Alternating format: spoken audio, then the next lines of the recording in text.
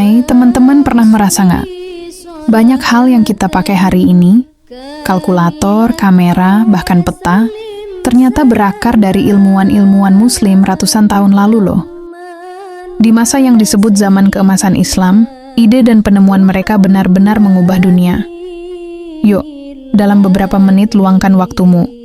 Satu persatu, kita bongkar fakta sejarahnya. Bayangin aja, lebih dari 1000 tahun lalu, ketika Eropa masih gelap karena perang dan wabah, di Baghdad, Kairo, dan Andalusia sedang terjadi sebaliknya.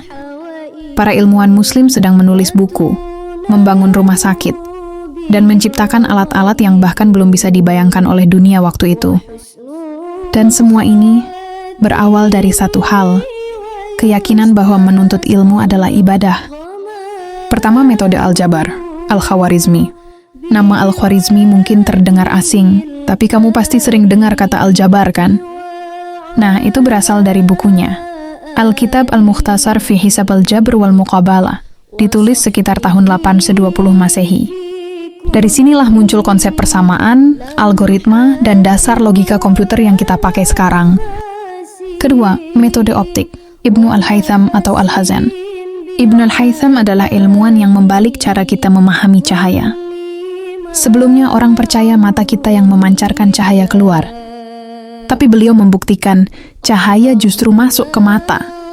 Dari eksperimennya lahir ilmu optik, cikal bakal kamera dan teleskop. Ketiga, metode robotika Al-Jazari. Sebelum ada robot modern, Al-Jazari di tahun 1216 sudah bikin jam air otomatis dan boneka yang bisa bergerak sendiri. Bukunya The Book of Knowledge of Ingenious Mechanical Devices berisi lebih dari 50 rancangan mesin. Bahkan sistem keran otomatis di wastafel modern, idenya ada dari situ. Keempat, metode kedokteran modern Ibn Sina atau Avicenna. Ibnu Sina atau Avicenna menulis Al-Qanun fi Al-Tib, ensiklopedia medis yang dipakai sampai abad ke-17 di Eropa. Buku itu membahas anatomi, farmasi, hingga etika kedokteran. Prinsipnya sederhana tapi abadi. Penyakit harus diteliti secara ilmiah. Kelima, metode alat bedah Al-Zahrawi atau Al-Bukasis. Al-Zahrawi dikenal sebagai bapak bedah modern. Bukunya Al-Tasrif menampilkan lebih dari 200 alat bedah lengkap dengan gambar dan petunjuk penggunaannya. Banyak desainnya masih dipakai sampai sekarang. Keenam, bapak ilmu kimia Jabir ibn Hayyan. Pernah dengar kata alkimia? Nah, dari Jabir ibn Hayyan lah lahir kimia modern. Beliau menciptakan metode destilasi, kristalisasi, dan eksperimen terukur. Bukan sulap, tapi sains murni.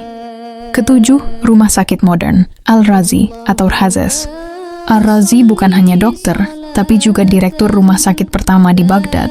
Beliau menulis Al-Hawi dan membahas penyakit menular, prinsip higien, dan perawatan jiwa.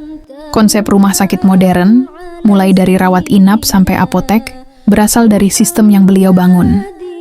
Kedelapan, astronomi, Al-Biruni and Al-Battani. Sebelum ada satelit, para astronom Muslim sudah menghitung keliling bumi dengan presisi luar biasa. Al-Biruni bahkan bisa menentukan radius bumi hanya dengan bayangan matahari. Ia juga mengembangkan astrolab, cikal bakal GPS. Kesembilan, metode peta dunia, Al-Idrisi. Al-Idrisi membuat peta dunia paling akurat di zamannya, Tabula Rogeriana tahun 1194. Ia menggabungkan data dari pelaut Afrika, Asia, dan Eropa. Peta itu dipakai selama 300 tahun, bahkan oleh pelaut Portugis dan Spanyol. Kesepuluh, kertas and rumah hikmah, Bait al-Hikmah. Kalau kamu baca buku, itu berkat penemuan teknik kertas yang dibawa Muslim dari Cina ke Baghdad. Di sana, berdirilah Bait al-Hikmah, rumah kebijaksanaan, tempat penerjemahan buku, diskusi, dan riset.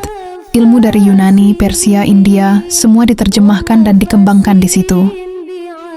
Keren ya? Semua penemuan ini lahir dari keyakinan bahwa ilmu adalah cahaya. Mereka nggak cuma ingin tahu, tapi ingin bermanfaat.